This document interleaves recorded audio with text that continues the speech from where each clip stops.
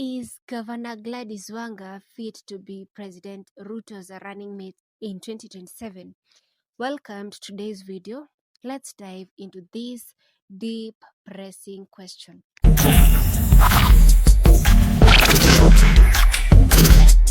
For the past few months, President Ruto has faced political dilemma regarding his choice of a deputy. The two leading contenders, Gladys Wanga and Professor Kithure Kindiki. Recently, the Standard newspaper labeled Gladys Wanga as Ruto's spanner girl. That has led to a lot of controversy. But why?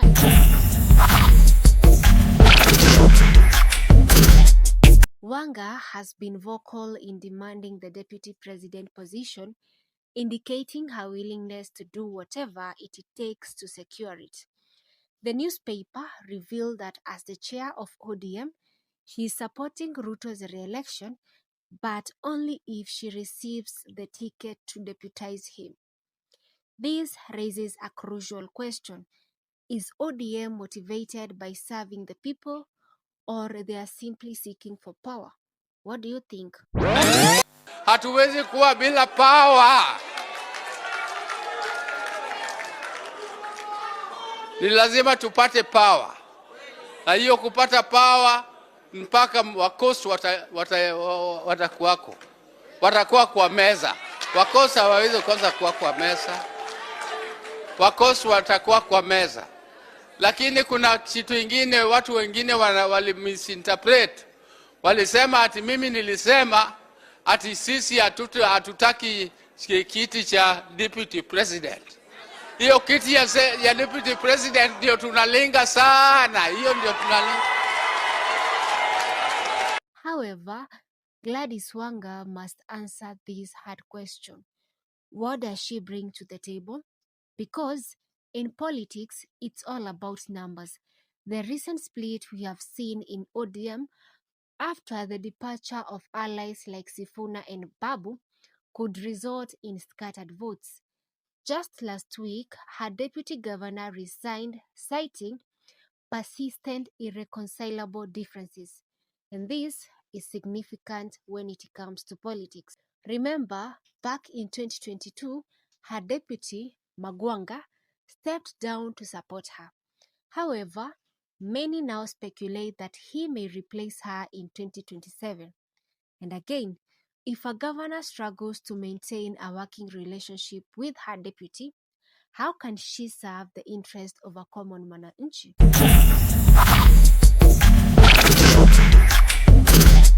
Moreover, Wanga has faced criticism for her leadership, particularly regarding her commitment to the ODM party more than her constituency.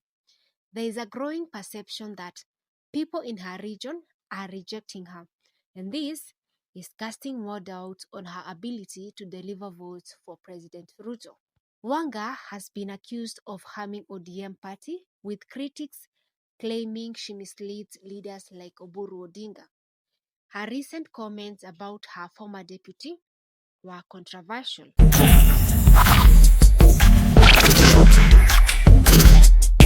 I quote, Magwanga ni sura mbaya sana, ndiyo maana nilimfukuza. This suggests lack of professionalism, and this kind of rhetoric raises eyebrows about her suitability as a leader, especially when hecklers from her own community rejected the idea of supporting William Ruto. In my view, President Ruto may think twice before selecting Gladys Wanga as his running mate. He might prefer candidates like Sifuna or Ndindi Nyoro, or even have Rigathi Gachagua back. What do you think? From her own backyard, there is little hype for any development associated with her leadership. And this is leading to more doubts about her effectiveness on a national level. Let's be realistic.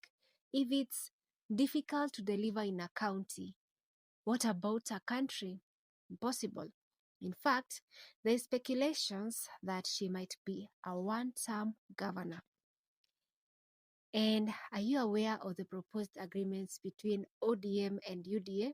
One of them including that UDA should not have a candidate under their ticket in ODM strongholds. That's a discussion for another time. Stay tuned for a full breakdown in our next video.